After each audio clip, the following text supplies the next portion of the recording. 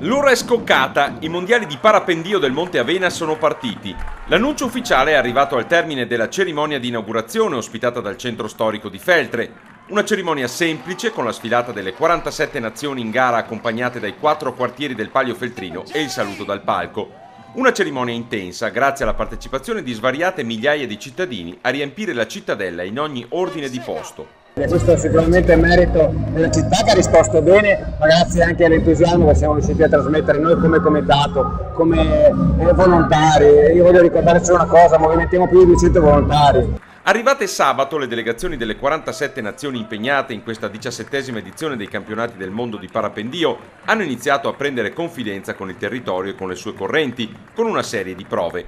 Da martedì 4 luglio il via alle gare con il primo decollo dal Monte Avena e gli altri che saranno di volta in volta con un giorno di anticipo. Questa prima settimana di luglio probabilmente avremo del tempo ballerino e potrebbe essere un po' difficile fare delle manche buone o belle, però ci proveremo. Poi la seconda settimana abbiamo del tempo buono perché entra l'anticiclone delle Azzorre e dovrebbe permetterci di fare delle belle manche, di trovare il campione del mondo, la campionessa del mondo e la nazione che vincerà il mondiale. Avendo a disposizione 12 giorni di gara e non si può decolare sempre dallo stesso posto, atterrare sempre dallo stesso posto perché diventa un po' limitativo, con vari atterraggi anche, che potrebbero essere tipo a Levico, potrebbero essere a Fiera di Primiero, potrebbero essere a Belluno, Dolada, Aviano, anche Gemona in giornate particolarmente buone.